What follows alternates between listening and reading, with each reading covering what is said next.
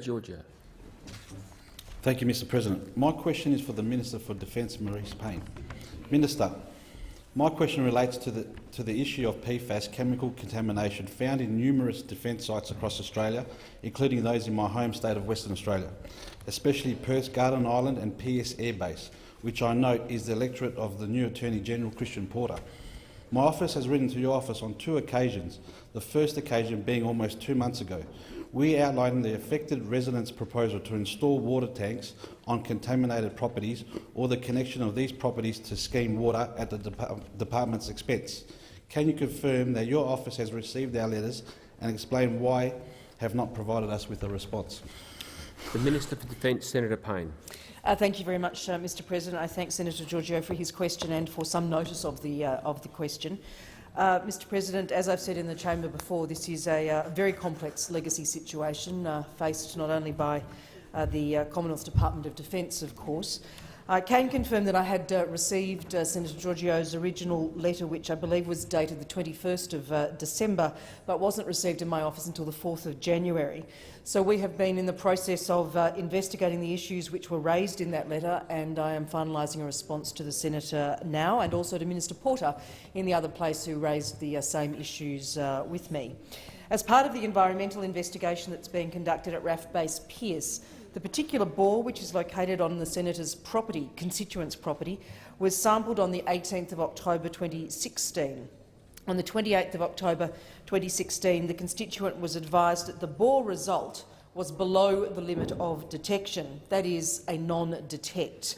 That means that their bore is also below the FSANZ or the Food Standards Australia-New Zealand base guidance values for drinking water of 0.07 micrograms per litre.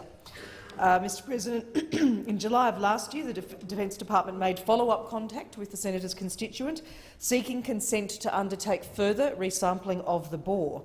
On the 29th of August last year, the department was advised that the constituent was seeking legal advice and that Defence should not engage with the constituent in any way. Defence has respected that request from the Senator's constituent, and since August 2017 has not been in direct contact with them. I can advise the chamber that, and the Senator that Defence would still like to resample the bore that is located on that property to confirm the initial results, if permission were to be given, and I'm more than happy to discuss that matter further with Senator Georgiou. Senator Georgiou, a supplementary question. Thank you, Mr President. While affected families are being provided with bottled drinking water by the Defence as an apparent precautionary measure, residents have told me that they have no choice but to wash themselves and their children in this water that potentially causes cancer. Why hasn't the department taken further precautionary steps to ensure that Australian children aren't being poisoned at the hands of the Defence Department? Senator Payne. Thank you very much, Mr President. As is the case in a number of investigation areas, I can advise the Senate that bottled water continues to be supplied to Senator Georgiou's constituent as a precautionary measure until the completion of the investigation, when the extent of the contamination is known. I do note, for the record, Mr President, that the current Department of Health advice, and the Department of Defence is not a health authority, we work in conjunction with the Department of Health on these matters, is that there is no consistent evidence that PFAS causes any specific illness, including, as the Senator has adverted to, cancer. For further information on the Department of Health's response to PFAS contamination, would direct the Senator to the Minister for Health. In the letter, there are 2 possible solutions for drinking water mentioned at the property. While I do note that request, such solutions are usually only provided to properties that have a bore sample that exceeds the health-based guidance values recommended by FSANZ.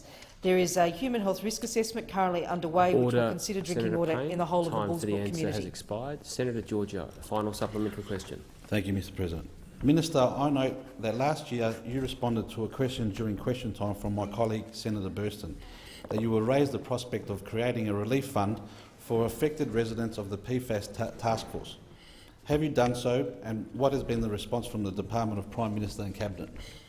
Senator Payne. Thank you, Mr President. I, of course, continue to have ongoing discussions with my ministerial colleagues across a range of portfolios on this issue, and the Defence Department, Mr President, stands ready to assist in whatever capacity it is asked to do by government.